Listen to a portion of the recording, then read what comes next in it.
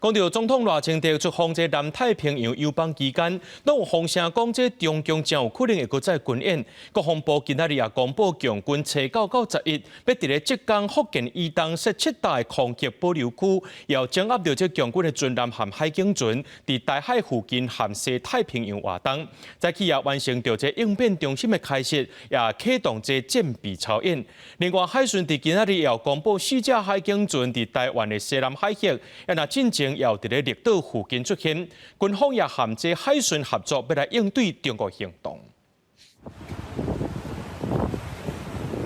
3架中国海警船车辆被发现滞留绿岛东北东方海域，海巡巡防舰一队去监控，各完成应变中心开设。车9各有4架海警船驶入台湾西南海域，虽然无进入南境和水域，海巡保持警戒，全程监控。国防部车9中度发布新闻稿讲，强军车9甲11伫浙江甲福建以东一带空袭开设7个空袭保留区，加整合强军东部战区、北部战区、南部战区军舰面对甲海警船，伫台海甲西太平洋执行远海长航行动。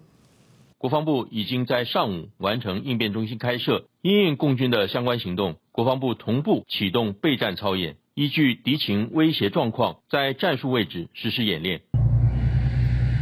几班战车出现伫桃机原部署台北馆头前，国军启动战备操演高度戒备。强军公布的7个空袭保留区，无正做未来模式，是毋是会启动联合利剑及控制数次军演，也毋知影。毋过，甲5月联合利剑 A、10月联合利剑 B， 以东部战区为主的军演形态无同。专家分析，即摆机舰规模更较大，主要伫回应罗总统出访甲过境美国属地。毋过，肯定国军主动公布精干整力量，展现警察协助能力。当中国大陆的军机从福建一线的机场起航，其实我们也都掌握得到了。中国的演习不只是演给台湾看的，更多的是演给我们叫中国大陆内地的群众看。路透社报道，中方目前伫台湾周边海峡甲东海、南海部署差不多90架海军甲海警船，其中2/3是军舰，规模超过联合利剑 A、B。美国国防部长奥斯汀7次佫强调，驻台自古防卫政策无变。It means drawing on every tool that we have, consistent with our long-standing policy, to provide Taiwan with the self-defense capability